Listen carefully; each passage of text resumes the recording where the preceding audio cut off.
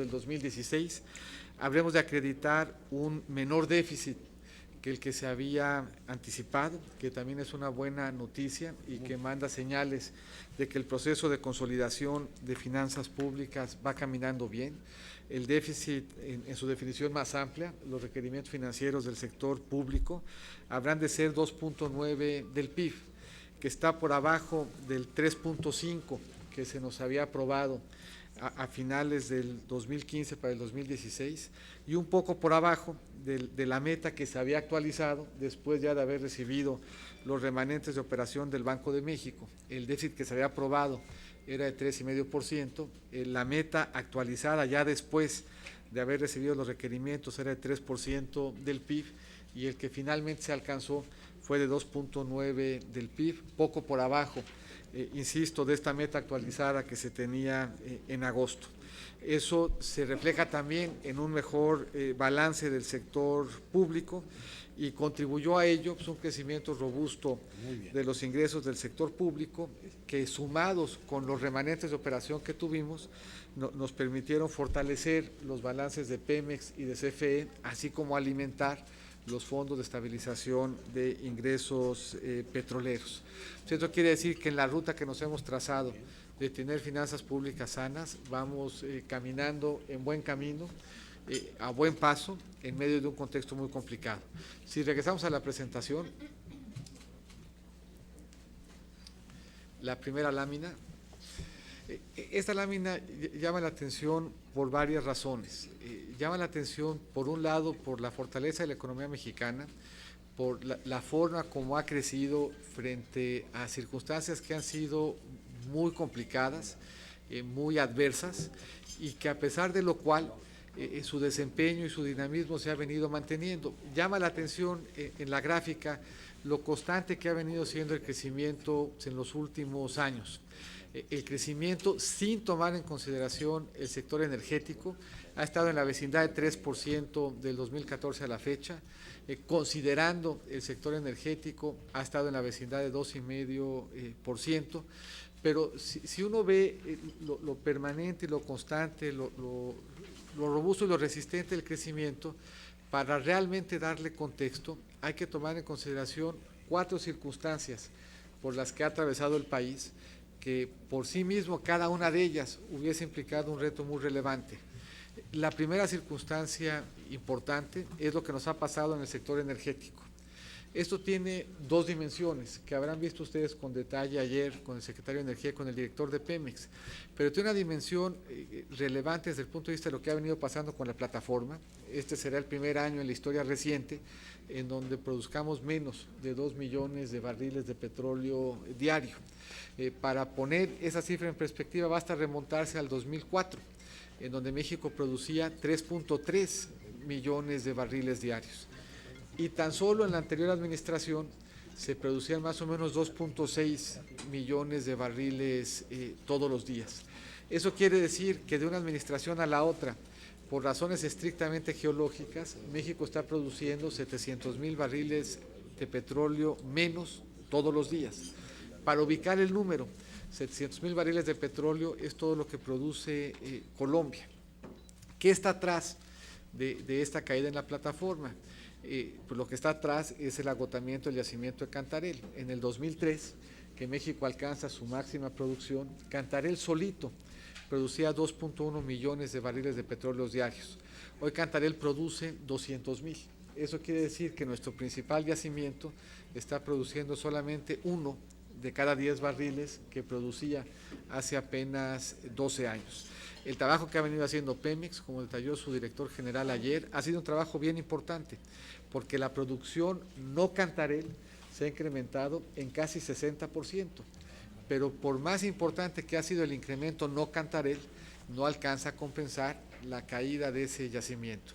Entonces, primer elemento presente en la economía mexicana, una economía en la que el sector energético es sumamente relevante, es que por el lado de la plataforma del sector energético hemos tenido, no solo no hemos tenido dinamismo, sino que se le ha restado dinamismo a la economía mexicana. Segundo elemento vinculado con el sector energético tiene que ver con los precios. anterior vez que platicamos, porque la primera reunión que tuvo esta legislatura, hace de hecho ya dos, pero estos senadores, con un secretario de Hacienda, será yo en la anterior encarnación, tuve la fortuna de que platicáramos en Palacio. Ese año, en esa ocasión, el precio del petróleo promedio de la mezcla mexicana fue de $101 por barril.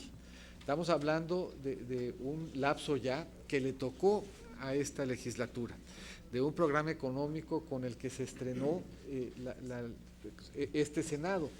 Y ese programa económico estaba construido sobre la base de un precio en el presupuesto de $85 y de un precio observado en el mercado de más de 100. Eso quiere decir que en el 2014 no solamente teníamos una mucho menor plataforma, sino que teníamos además un mucho menor precio. El precio alcanza su mínimo histórico en los últimos, por lo menos en las últimas 2 décadas, en el primer trimestre del año pasado. De entonces para acá ha tenido una recuperación importante.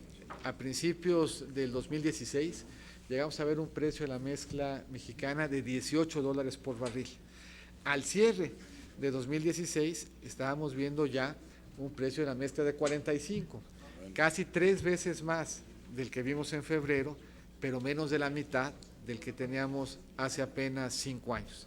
Entonces, por cuanto a la dinámica del sector energético, esa, como se ve en la gráfica, ha sido un sector cuya contribución al crecimiento ha sido negativa y ha sido negativa de manera importante. ¿Qué otro elemento complicado enfrentó México en los últimos años?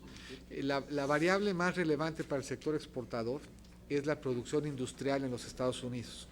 La producción industrial en los Estados Unidos ha tenido un crecimiento negativo en los últimos 2 años. Eso quiere decir que no hemos encontrado en esa producción industrial y por lo tanto no hemos encontrado en nuestras exportaciones un estímulo para nuestro crecimiento. Y si sumamos a ese mal desempeño del sector industrial en Estados Unidos, un contexto de crecimiento global que ha venido sorprendiendo a la baja permanentemente en todas las geografías, en todo tipo de países, los países emergentes, los países desarrollados, todos han venido teniendo crecimientos que sorprenden a la baja. Y encima hemos tenido, y se nos ha exacerbado, enormes elementos de incertidumbre geopolítica. Hoy el reto que habremos de revisar un poco más adelante, que implica el replanteamiento con la relación con los Estados Unidos.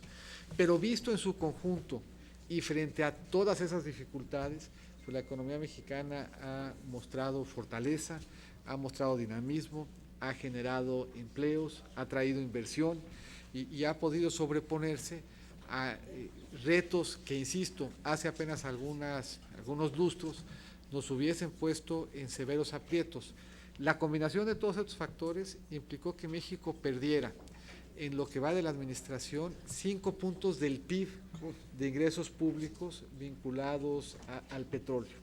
Es una caída de ingresos públicos dramática que se ha sobrellevado en buena medida por muchas de las reformas que aquí se han aprobado. La sigue. Para hacerle frente a este contexto, el gobierno de México tiene básicamente 3 instrumentos, que son los mismos 3 instrumentos con los que cuenta cualquier otro país del mundo. Esto es, los gobiernos no tienen más alternativas que combinar de la mejor forma posible su política fiscal, su política monetaria y la capacidad que tengan de cambiar la estructura de su economía a través de un proceso de reformas. No hay ninguna otra avenida a través de la cual el gobierno pueda trabajar para fortalecer su economía y darle dinamismo que estas 3 palancas. Y la magnitud y la importancia de cada palanca depende del contexto y tenemos que usarlos de manera juiciosa. Hay épocas y momentos en donde una de las palancas es más activa que otras, en donde podemos usar más de la política fiscal o más de la política monetaria que en otras circunstancias, y en general el seguir haciendo reformas estructurales nos va ayudando a diversificar nuestra economía y a darle mayores elementos de fortaleza. ¿Qué caracteriza a cada uno de estos elementos. En materia de política fiscal, lo que toca hacer ahora es seguir en el proceso de consolidación, estabilizar nuestra deuda como porcentaje del PIB y buscar que poco a poco empiece a reducirse. México tuvo espacios fiscales, los aprovechó en el pasado, por la vía de la política fiscal estimuló a la economía y la acompañó cuando la demanda global estaba ausente, pero ahora lo que toca es, desde las finanzas públicas, mandar señales de certeza y seguir con el programa de consolidación fiscal, y es en este marco que los datos de cierre del 2016 son relevantes, porque ya en un entorno de enorme volatilidad, las metas que se habían comprometido en materia de consolidación fiscal se han venido alcanzando, y se manda con eso señal pues, de un gobierno responsable y que está administrando bien sus finanzas públicas. Para ello, este paquete económico 2017 habrá de ser muy relevante. De que se aprobó el paquete para acá, han cambiado de manera muy importante prácticamente todas las variables. Este es un paquete que se presentó con el tipo de cambio en 18.20, es un paquete que se presentó con una expectativa de crecimiento de 2,5%, y es un paquete que hoy tenemos que llevar a cabo en un entorno que cambió de manera muy importante y en un marco de incertidumbre que ha venido afectando algunas de las variables que centralmente le daban forma al paquete. No obstante eso, es un paquete robusto, es un paquete que por un lado sigue manteniendo cobertura en el precio del petróleo, es un paquete en el que contaremos con los fondos de estabilización de los ingresos presupuestarios que nos permitirán hacer frente, en su caso, a caídas en el ingreso. Es un paquete que fue responsable respecto de la posibilidad de que se generaran remanentes operativos del Banco de México, y que en caso de que se generen, que hoy es un escenario razonable, habrán de usarse en su totalidad para fortalecer el balance público, que es lo que la ley mandata, y eso nos permite tener certeza de que vamos a alcanzar los objetivos de déficit, más bien de superávit primario, que nos habíamos planteado. Es un paquete que de nuevo tiene una menor dependencia del petróleo, a través del cual seguiremos manejando prudente y eficientemente nuestra deuda. Un paquete anclado en la convicción de que Pemex sería capaz de transformarse para operar de manera exitosa en un entorno de precios bajos del petróleo. Ayer dio cuenta con ustedes el director general de Pemex de cómo ha venido transformando la empresa para, a través justamente de la reforma energética, encontrar espacios en donde pueda ajustarse al entorno de menores precios, al tiempo que atrae mayores espacios de inversión, mejores elementos de tecnología que habrán de traducirse en un Pemex que siga siendo pilar de nuestras finanzas públicas y palanca de nuestro desarrollo.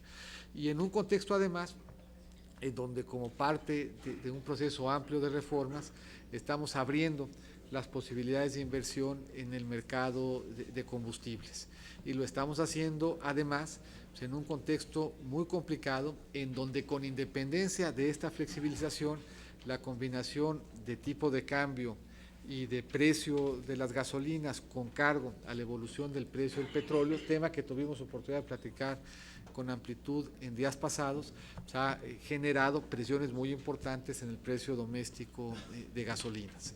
En cuanto a política monetaria se refiere, esta ha sido una política responsable, bien conducida con el banco, que ha actuado de manera proactiva y que nos permite, por lo tanto, frente a las presiones que estamos viendo, el que tengamos, sí, y observemos un incremento temporal en la inflación que habrá de diluirse en el tiempo y que siga permitiendo que las expectativas de inflación estén bien ancladas alrededor de los objetivos del banco.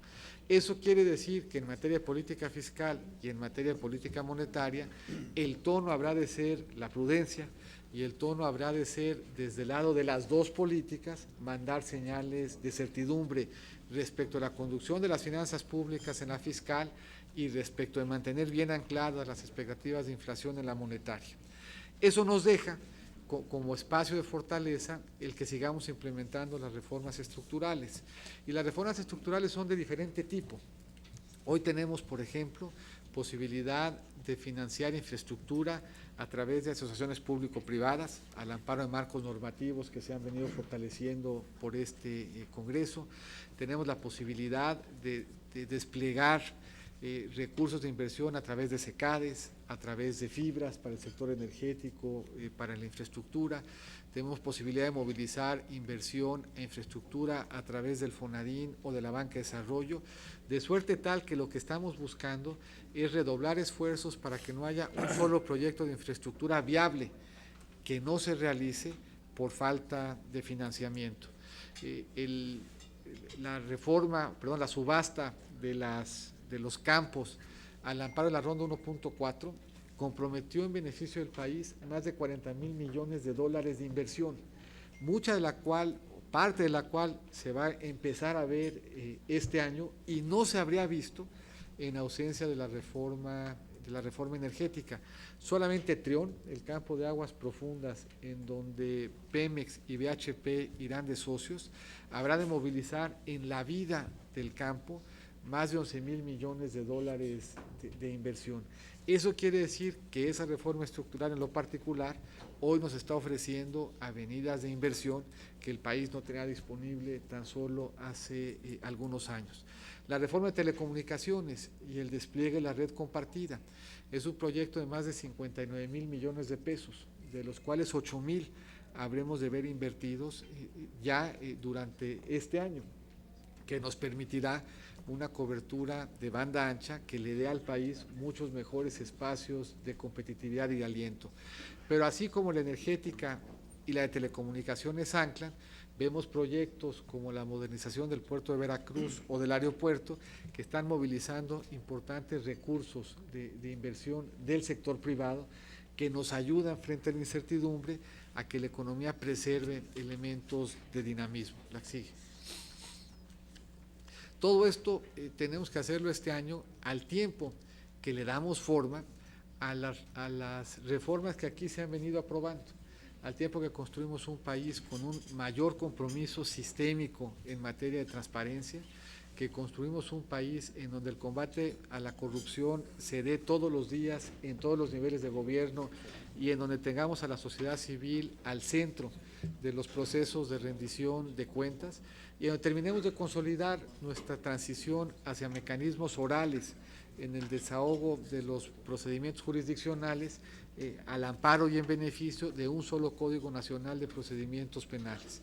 Este cambio estructural y sistémico debe de fortalecer nuestro Estado de Derecho y la certeza en la que los inversionistas nacionales y los agentes económicos en el país tendrán de que México seguirá siendo y será cada vez más un país comprometido con estos tres valores, y lo será no solamente porque quiera ser ejemplo de ello, sino porque tiene un sistema que habrá de cambiar de manera estructural los incentivos en estos temas y ocupan parte relevante de la agenda de este año. La sigue. ¿Cuáles son los retos que tenemos hacia adelante? Son básicamente tres retos muy importantes. El primero de ellos tiene que ver, y lo platicó el canciller ayer a detalle, con la redefinición de la relación entre México y Estados Unidos.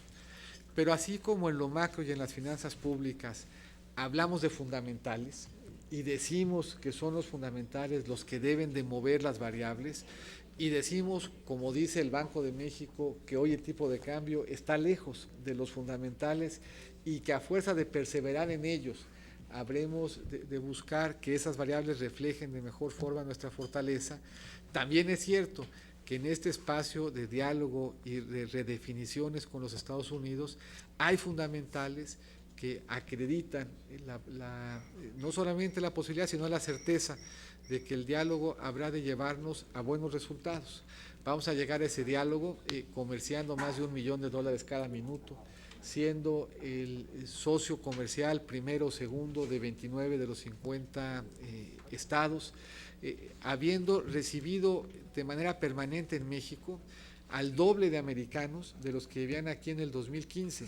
Hoy en México viven 5 veces más americanos de los que viven, por ejemplo, en Canadá.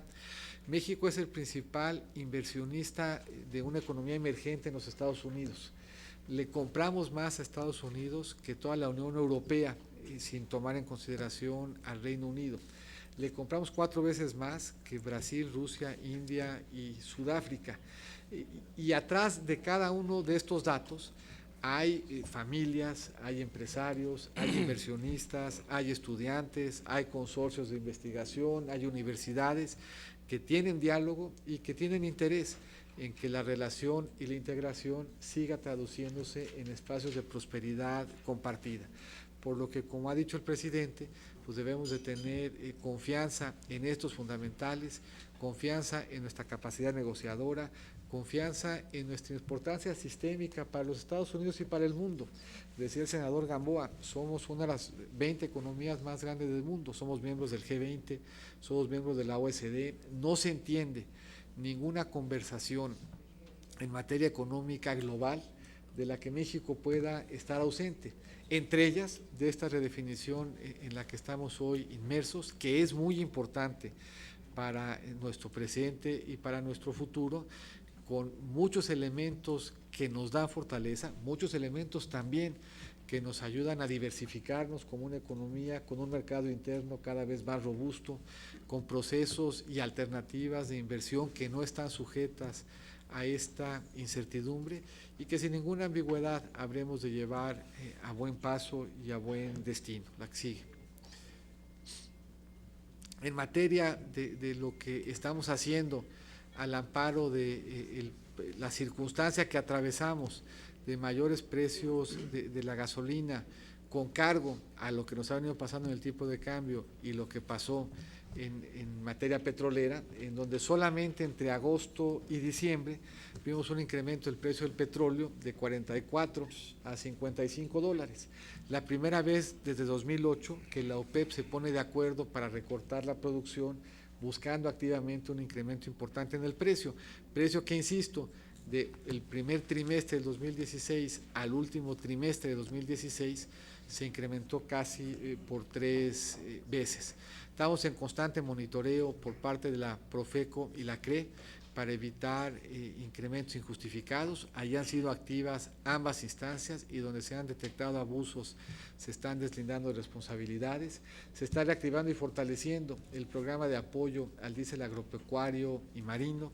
Se preserva el tratamiento fiscal que implica que las empresas formales del sector transporte, tanto de carga como de pasajeros, pueden acreditar el IEPS contra su carga tributaria. Se dieron estímulos fiscales en la zona fronteriza para evitar afectaciones en las estaciones y con ello se alcanzó además una negociación en 3 vertientes. Una primera que implica que Pemex habrá de extenderles crédito, una segunda que implica que el SAT habrá de comprometerse en hacer las devoluciones en un plazo sustancialmente menor al permitido por la ley, y una tercera por la vía de programas de créditos específicos por parte de NAFIN como capital de trabajo y para modernizar las estaciones.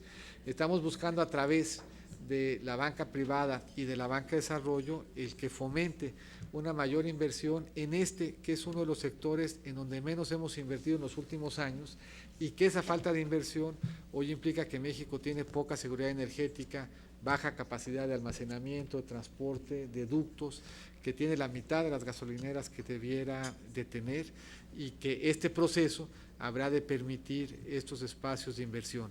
Estamos platicando con estados y con municipios para apoyarles desde el FONADIN para modernizar su transporte público. Hoy lo estamos haciendo ya con 5 municipios y tenemos recursos para hacerlos con 50.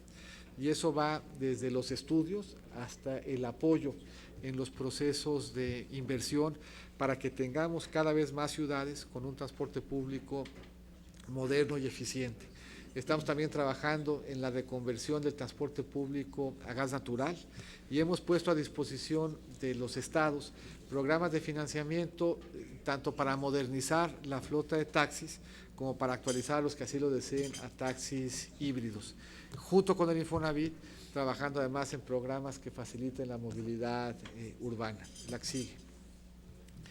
En este entorno difícil, como platicaba el senador Gamboa al principio, estamos trabajando en adición en 4 vertientes. Una primera que busca, frente a lo que nos ha venido pasando en los precios del petróleo y en el tipo de cambio, pues proteger la economía familiar. Para ello estamos buscando medidas agropecuarias, de financiamiento y comercial que le den estabilidad a los precios de la canasta básica, como ya platicamos, trabajando en fortalecer el transporte público y facilitar movilidad urbana. Platicamos en la anterior plenaria de que uno de los retos que teníamos en materia social era que había muchos derechos que la gente no conocía. Aquí hemos identificado uno más. En la anterior ocasión platicamos del derecho que tenía el estudiante de atender su salud en el IMSS. Otro derecho adicional que hoy tienen o que tuvieron los adultos mayores fue realizar contribuciones al sistema de ahorro para el retiro. Y aunque no haya alcanzado el derecho a una pensión contributiva, tiene sí derecho a que se le regresen esos ahorros.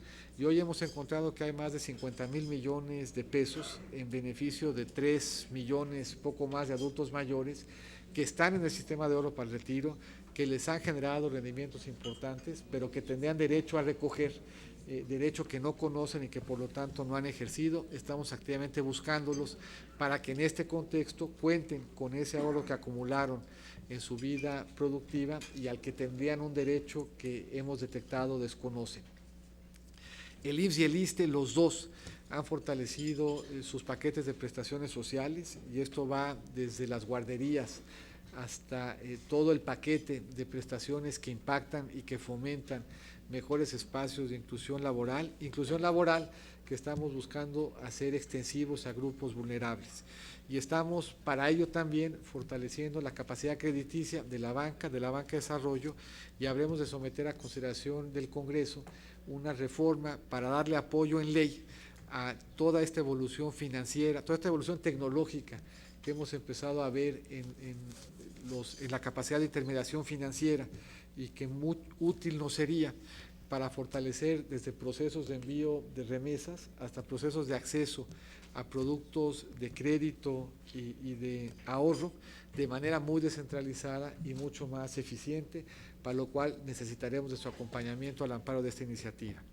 Y así como queremos proteger la economía familiar, queremos cuidar la inversión y el empleo. A nadie escapa que la incertidumbre se ha traducido en que se pospongan algunos proyectos de inversión, y lo que estamos buscando hacer es generar espacios, estímulos y acompañamientos para que podamos anclar algunas de estas inversiones y que se vayan llevando a cabo. Y estos van desde la que tenemos ya incluida en el paquete económico, a la que queremos empezar a darle seguimiento semanal, para que no haya un solo proyecto de inversión contenido en el paquete que por una gestión poco asertiva se deje de realizar, hasta darle un nuevo impulso a la inversión al amparo de recursos del FONADIN, de la Banca de Desarrollo y de APPs. Estaremos prontos a anunciar 9 asociaciones público-privadas, pero tenemos un techo de 30,000 millones, lo que implica que tenemos capacidad para detonar más asociaciones público-privadas y que eso detone mayores procesos de inversión. Igual con recursos del FONADIN, igual con recursos de las AFORES, igual con recursos del mercado, de suerte tal que no dejemos un solo proyecto de infraestructura que se quede sin hacer por falta de financiamiento. Ese habrá de implicar un trabajo con el sector privado y con el sector público para poder anclar estos procesos de inversión en infraestructura. El 9 de febrero tenemos una reunión intersecretarial para terminar ya de definir todo lo pendiente de las zonas económicas especiales y anunciarlas ya como entes que empiezan a funcionar. Los estímulos fiscales que nos aprobaron aquí en la Ley de Ingresos, y 2 adicionales, un decreto de repatriación de capital y otro que permita a las pymes tener acceso a depreciación acelerada de su inversión. Todo ello naturalmente habremos de hacerlo combinando, como hasta ahora, bien nuestra política fiscal, monetaria, fortaleciendo al sistema financiero e implementando las reformas estructurales, y haciéndolo al tiempo que trabajamos en todos los niveles de gobierno para fortalecer esta cultura de legalidad, de formalidad y de Estado de Derecho que ocupamos. Pues esta sería un poco la presentación del entorno, de cómo hemos evolucionado hacia adelante, cómo hemos evolucionado en los últimos meses y qué tenemos hacia adelante. con 4 espacios de oportunidad interesantes. Uno, estamos pagando y hemos pagado en los trimestres recientes la gran incertidumbre que tenemos respecto a la relación con Estados Unidos. Pero si esa incertidumbre la resolvemos y la anclamos bien, ese puede darle un espacio de aliento a nuestra economía. Esto es la incertidumbre que hemos pagado.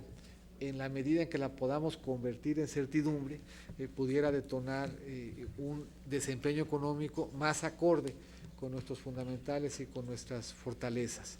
2, en la medida en que los Estados Unidos efectivamente encuentren en su producción industrial mayores espacios de crecimiento, que es algo que los mercados hoy anticipan, eso también podría darnos un estímulo de crecimiento adicional. 3, y como aquí han platicado, este contexto muy complicado que hemos visto en materia energética, este año podría darnos algún espacio de aliento en crecimiento, tanto por precio como por las inversiones que la reforma estructural están anclando. Y 4, tanto las reformas estructurales como este esfuerzo adicional del acuerdo que hemos hecho de fortalecimiento nos va a ayudar a enfrentar y acompañar de mejor manera la circunstancia difícil que estamos atravesando. Como dijo el senador Gamboa, son tiempos difíciles, pero México tiene en su haber fortaleza, tiene en su haber unidad, tiene en su haber compromiso de la clase política, empezando por la de este grupo parlamentario, que nunca se ha quedado corto en tomar, en acompañar las decisiones que el país requiere para salir adelante. Pues muchas gracias, senador Gamboa, muchas gracias a ustedes.